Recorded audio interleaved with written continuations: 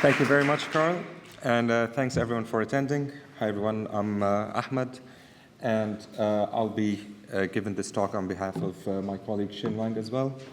And it's about robotic machine vision for operations. And first I'll start maybe with a brief just introduction about machine vision in general in Shell, because we get this question a lot. Where do you guys use machine vision in Shell, and how does that fit into the energy sector or the energy industry? And the simple answer is across the entire value chain of Shell. Across the entire value chain, people use their eyes to see things and their brains to make some sense of them. And then with cameras and with algorithms, we can help those people come up with these insights in a better way, more efficient way, safer way. So in offshore and upstream, for example, we do remote inspections for things like integrity and safety, and my colleague David will tell you guys more about this in detail tomorrow. Going into shipping, warehousing, we use AI for counting stock, managing gray stock, managing demand and shipping schedules and all that sort of thing.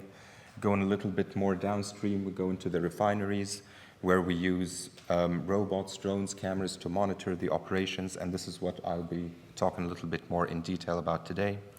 And all the way into the retail stations, we also have use cases for safety, for monitoring the traffic in retail stations, being able to optimize the business and all that. So no matter what use case we are applying or which domain in the business we are trying to apply machine vision for, we have this standard pattern for end-to-end delivery. So on one end, you get data collection, and data collection can happen in many different ways. We use ground robots, flying robots, tethered drones, handheld cameras, IoT devices, you name it. Whatever it can capture data, we try to make use of that. And then in the center, we have cloud infrastructure. This is where we have data storage, data management, but also where we have the computational capabilities.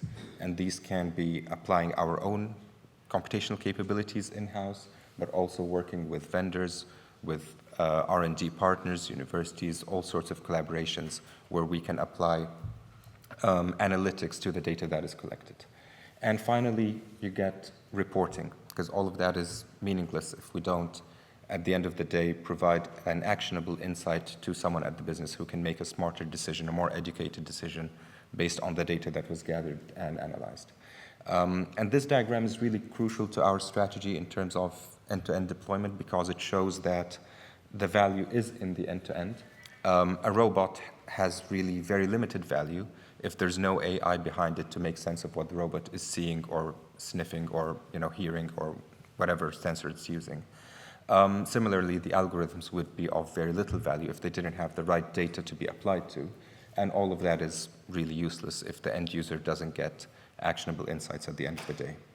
But at the same time, you see we clearly delineate 3 steps, 3 blocks, and this is just to highlight flexibility. So if we're using ground drones, for example, ground robots to do integrity inspections, there's no reason why we can't use a drone for the same application just to capture different areas which the robot cannot capture, or use IoT devices when it's cheaper, or use CCTV cameras where it's more scalable. So we really try to become agnostic of the way we do data collection, and then we're able to apply our analytics no matter where the data comes from, how it's collected. And the same thing happens with the reporting as well. If we do a new deployment that requires a different reporting tool, different reporting system, it just becomes a plug-and-play exercise without having to re-architect the entire application or change the way we do the end-to-end delivery. With that, I'll jump into the main focus of today, which is robotic machine vision for operations. For those of you not familiar with oil and gas refineries, I'm not sure how many of you are. Operators have to do routine inspection rounds, and by routine I mean 2 or 3 times a day. They go around the asset and they have a checklist. So they check pressure in the pumps, they check temperature, check currents, and they really have just a very lengthy checklist of things to monitor. Then they go back into the office, enter all of that into a database or into a data system, and then start doing the analytics on top of that. What we're trying to do with robots and machine vision is alleviate the manual part of doing the data collection as well as the data entry, and allow the operators to focus on the higher level analytics and doing the pattern recognition. This is what allows them to do predictive maintenance, allows them to find faults early, find them small, find any inoptimal operational conditions, and take action. So this really is the main value of automating these rounds with computer vision. It's freeing up the time of the operators to do the higher level analytics, but there's also additional values in saving on equipment cost, because an alternative to that would be to replace every brownfield piece of equipment with a digital one. So we replace analog valves with digital valves, we replace analog gauges with digital gauges, and that can be pretty costly and also pretty hard to do in a lot of brownfield refineries. A value that we really hold very high in Shell is also reduced exposure. So even though we can take the best safety precautions we can in the refinery, the best way to have to ensure someone's safety is that they don't go into the field at all. And by only having the robots do the physical rounds, do the seeing of the equipment, checking all of these things, and having the operators rely or focus more on the analytics side, we completely reduce their exposure to the field. So what exactly do the operators look at, and what are we trying to emulate with this robotic machine vision endeavor? We started this whole exercise as a proof of concept. Can a robot see and make sense of a gauge? We use gauges to measure a lot of things, mainly pressure and temperature, but then there's all sorts of different gauges. And this is where we thought, all right, this is going to be a good or an appropriate use case for a proof of concept. There's a lot of very small details in the gauge that we need to be able to see. We also need to make sure that the camera quality is good enough, and this is where we started off. And then we keep adding more use cases on top of that, and the more things the robot can see and make sense of, the higher the value is generated out of the end-to-end automated rounds. So we add equipments such as the amp meter, which is the thing you see on the top right there. It's basically a switch that regulates how the current should work, and then you get a needle that reads the actual amperage and the current going through the pump at that point in time. So this and the gauge is sort of a passive piece of equipment that we're just recording what is the state of. We don't really have expectations of things going wrong. We're not really checking, all right, the pressure is too low, the pressure is too high. We're basically just recording what's going on. And then any anomalies that can come up in these use cases are only found in the higher level analytics. But a different group where maybe we can see more explicit anomalies is something like fire extinguishers. At each point, there is an expected number of fire extinguishers and the different types of fire extinguishers, as well as expiry dates, making sure that the seal is intact.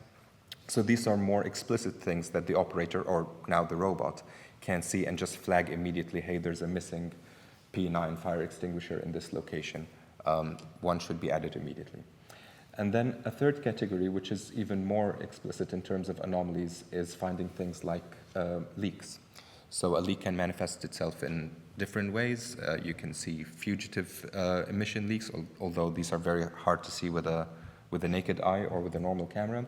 But you can also see leaks as they condense and form puddles like the ones you see in front of you here. So we keep growing this, we call it suite of machine vision use cases in those three categories.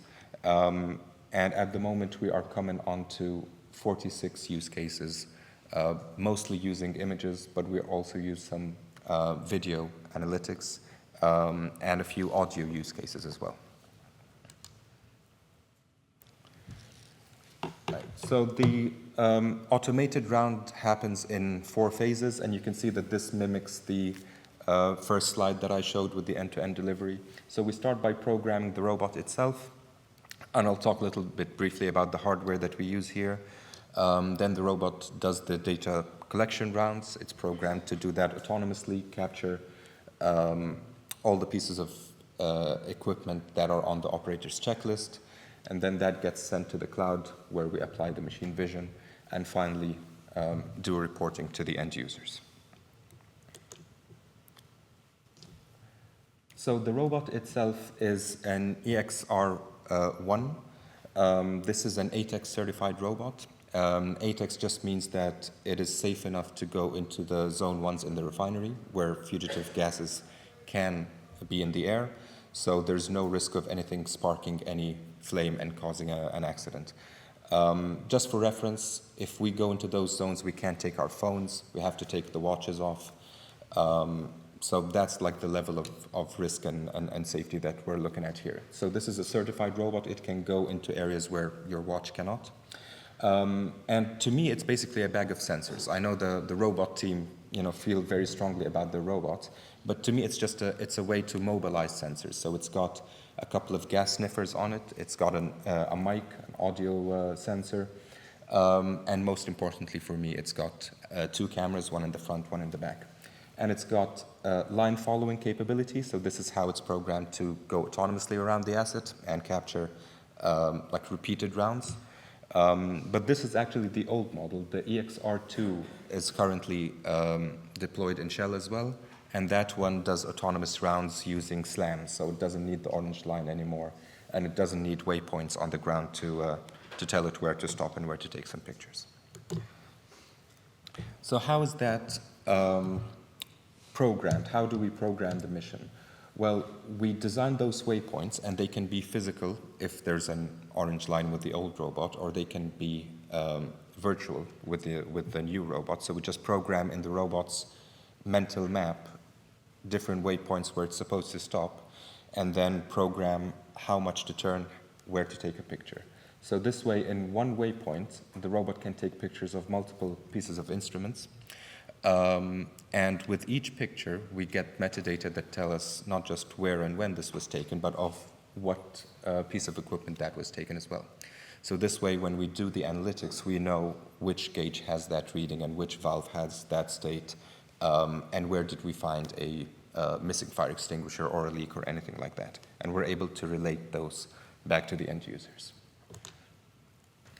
After the data is collected, the robot docks and sends the data to the cloud, so we get the data in a batch. And then we run it through our machine vision pipelines. This all happens automatically, so it's triggered as soon as the upload happens. And the pipelines look something very similar to what you see in front of you here. It's a series of steps for each use case to make sense of it. So if we take the very first one up top, we're interested in reading a gauge. The first step in that is detecting a gauge, so we have a gauge detector. Once we find that, we can zero in on the gauge or crop the relevant area and do some further analytics. So namely here, detecting the needle and then performing some image analytics to find the angle of the needle based on the detected box. Similarly for valves, an initial step of detecting and cropping the valve, and then we perform classification to know if the valve is open or closed and what is the status of that. So you can imagine we have 46 similar pipelines, each with a series of steps that include deep learning, pre-processing, post-processing, classical computer vision or image analytics to get us the end result that we need. Some of you will recognize the names of some of the algorithms here. So we leverage state-of-the-art open source algorithms, things like RetinaNet, DETR, and because we have that flexibility in our cloud deployment, we're able to update the model. So if something comes along, a new algorithm that suits our use cases a little bit better, we're able to plug that into the pipeline.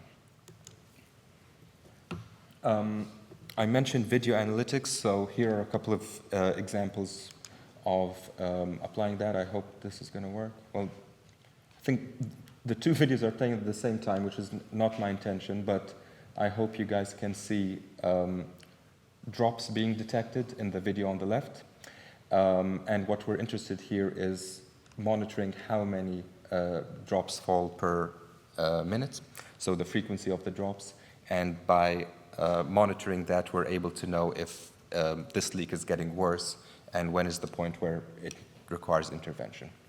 Another one here is needle vibration. So this is when there's an issue with the pressure in a pump, and this indicates a fault, and someone has to action it immediately. All right, so we talked a little bit about use cases, but what sort of challenges do we face? And a lot of the challenges we face are based on the data itself. So I think the problems of object detection, classification, inferring angles, all of these things are, maybe not rocket science.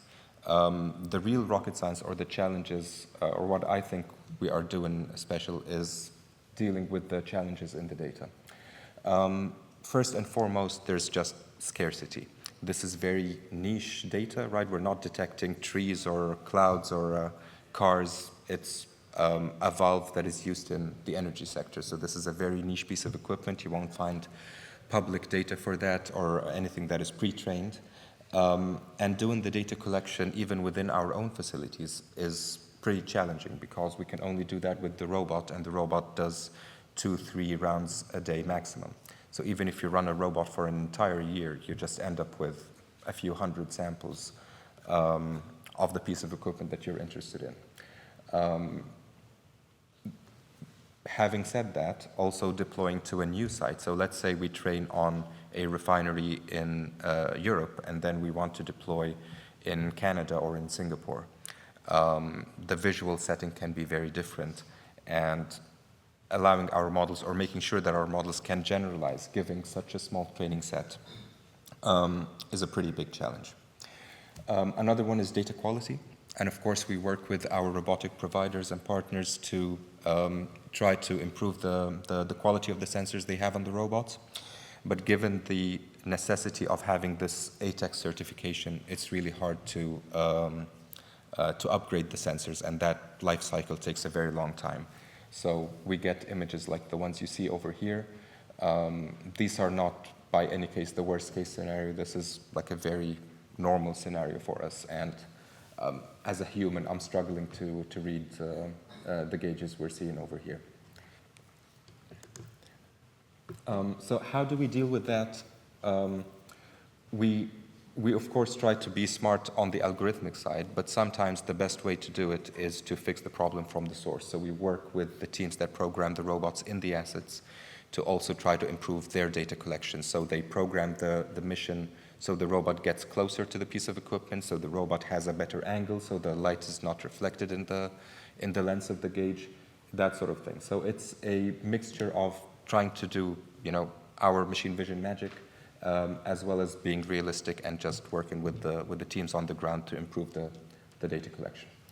Another very common problem is data imbalance. So even if we capture all the data in the world, there are some scenarios that are just going to be very rare. I'm glad to say that the leak scenarios, for example, are very rare, even though that makes my job very hard. But in a well-run refinery, you shouldn't have that many examples of leaks to be able to train your algorithm.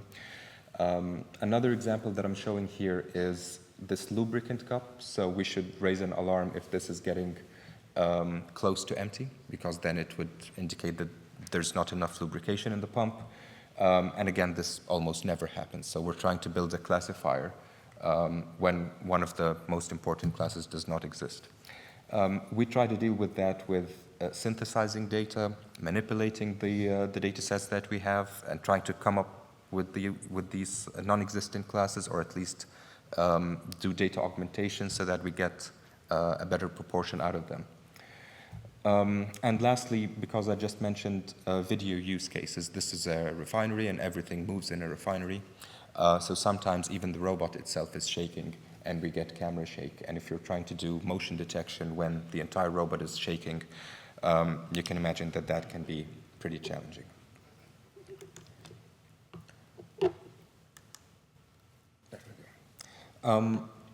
So far, I've been talking about the checklist of the operators and how we're trying to automate that with robotics and machine vision. But the operators are also trained, intelligent individuals. And if there is something out of the ordinary that is not on their checklist, they'll still be able to find it, report it in the correct way. And we're not really getting the absolute value out of automating these rounds if we're not doing that part of the job as well. If we still need humans to go out into the field to find the unexpected issues, then we're not really reducing their exposure and we're only saving a fraction of their time. So to that effect, we need the robot and the machine vision to also be able to do unsupervised anomaly detection. This is basically change detection when we don't really know what sort of anomalies we're looking for. And this can be very challenging because, well, a refinery is a dynamic place, so we don't have a very static state of normal, and then we can just check if something deviates from that. This is a picture taken by the robot on different days. It's the exact same spot where the robot stands, exact same time, well, maybe except for the night shot there. But you can see that every time the shot looks very different. This is because of weather conditions, how sunny, overcast the sky is. You see some rain. These pictures were also taken a few months apart, so you see some vegetation showing up in a couple of the images. And then the night or the day is a little shorter during the winter times. So even though it's the same time of day, you get darker images in certain times of the month. So this becomes a really challenging change detection. You can't just do pixel-wide change detection. And we worked with a company called Abyss Solutions, based in Australia, to co-develop what I think is a very novel approach to learning the normal scenario with all of the different variations and ways that can still be considered normal. So all of the changes that we don't care about, like weather, like light, like vegetation, all of these things, but still be able to find a deviation from normal, when we do want to pick up on those changes. So you can see here, these are all staged changes to sort of prove the concept. So we put some foreign objects, some clutter, some lack of housekeeping, also have a person there where he shouldn't be. And the model is able to ignore, the rain, the weather conditions, the changes in the clouds and stuff, but still be able to pick up the foreign objects that are not supposed to be there. Coming to the final part of the end-to-end delivery, and this is reporting. So we built this dashboard. It's just a web app that serves as an interface to the end users, and we're able to show each picture taken by the robot, the metadata relevant to it, and then some further analytics into what did the machine vision see there, how it, where was the gauge detected, where was the needle detected, what's the final needle reading outcome out of all of this. And this serves as a visual reference for the operator. So if they get an alert, they can check the dashboard first. Maybe the machine vision got it wrong. Maybe there's a good reason why this alert happened. So they don't need to immediately go into the field and check it. But it also serves as a way to provide feedback, because then if the machine vision did get something wrong, or if there's an alarm that is they consider as a false positive, we should tone down our thresholds, for example, then they're able to provide us that feedback. And in our continuous learning cycle, we're able to cater for these changes and fine-tune our deployments. That is it from me, and I'm happy to take any questions if we have time.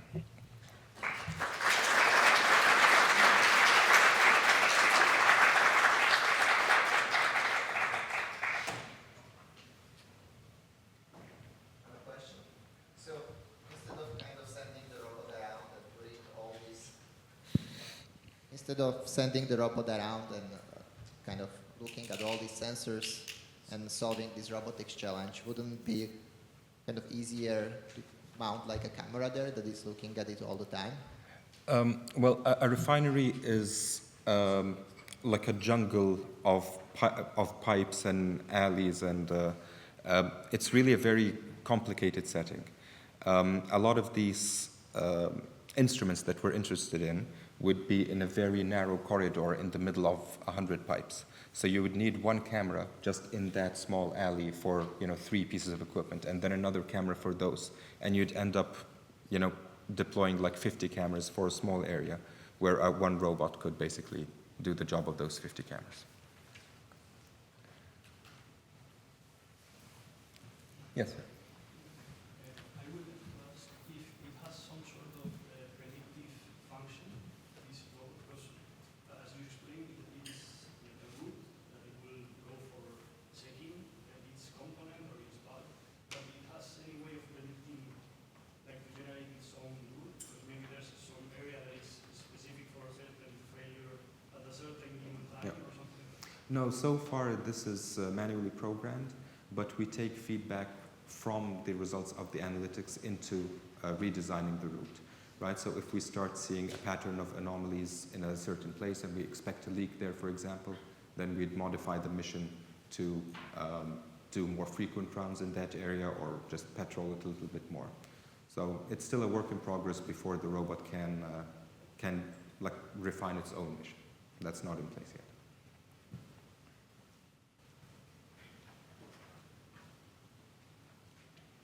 Do you do any quality checks when the robot takes a picture? So say if it didn't read off the gauge and needle correctly, does it able to stop and then retake the picture? Very good question. It's something that we have on the radar with our robotic partners, so it's not in place yet. But basically doing like a blur check or some other sort of quality control and asking the robot to go back and take another picture. It's something in the roadmap, but not there yet. Yeah, just another question in the same area.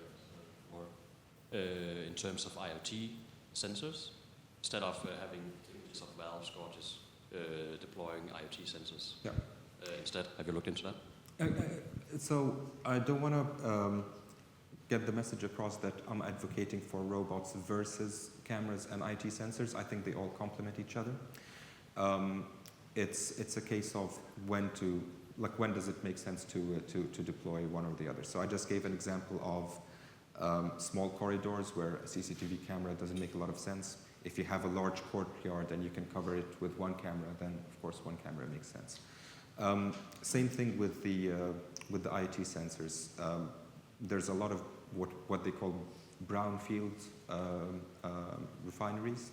Right, so these are really old refineries, and it would be really costly to replace all of these instruments because you need downtime to replace those instruments, and that alone can be pretty difficult. But the robot is less invasive. And then one last point on this sort of like collaboration. What we're trying to do now is basically digitize non-digital instruments. And some instruments don't even have a digital alternative. So a spectacle blind is literally a piece of metal you put in a pipe, it blocks the pipe. There's no way to sense that with an IT sensor, but if you just look at it with your eyes, you can see it. With respect to the unsupervised anomaly detection, are we making any assumptions on the environment setup, or is it like applicable to any kind of setting? It's all based on the data. So we capture a lot of scenarios and we tell the model this is normal. So whatever changes or deviations happen within that normal data set, the model will understand it as normal. So for example, if we start flagging some changes and the end user says, please don't flag those anymore, we just include those into the normal data set and they start, they're treated as normal from now on. I have a question on the overall industry. Now, we know that refineries are a very complicated place, and if anything goes wrong, it would result in loss of human life. So I have a question about how ready is the industry to adopt something like this? Very good question, and not sure one that I have a ready answer for, but I think we at Shell are really trying to push the envelope on that. But I've also been in conferences where other operators are basically thinking about the same thing. So automating operator rounds, I think, is a theme of the future. I think the industry is sold on that. It's a matter of how fast do we get there. And I think the right way to do it is to show end-to-end delivery, right? So instead of trying to perfect the robots, trying to perfect the machine vision, and then waiting until we get nowhere, I think the right thing to do is show end-to-end value and then start iterating on that value. I had a related question to the previous one. So I'm assuming that your data collection and your inference are decoupled, meaning it's a snapshot that gets analyzed and then information gets provided, or is it real time? And if it's real time, how do you manage the interference that you might have?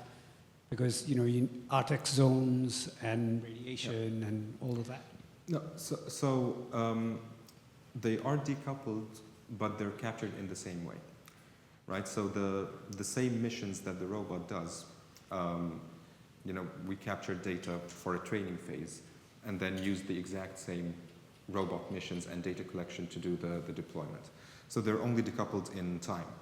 And then in terms of response time, it's done in batches. So the robot only sends the data after the entire mission is done. And there's really no need to expedite the response time any faster than that. These are not like critical failure things. These are more data that will feed into predictive maintenance. And so getting the data at the end of a shift, 6 hours late or a few hours late is not a big deal. Okay, I think we are already over time. Ahmed, thanks a lot. I think to every one of you who still have questions, just get in the break. Thanks everyone.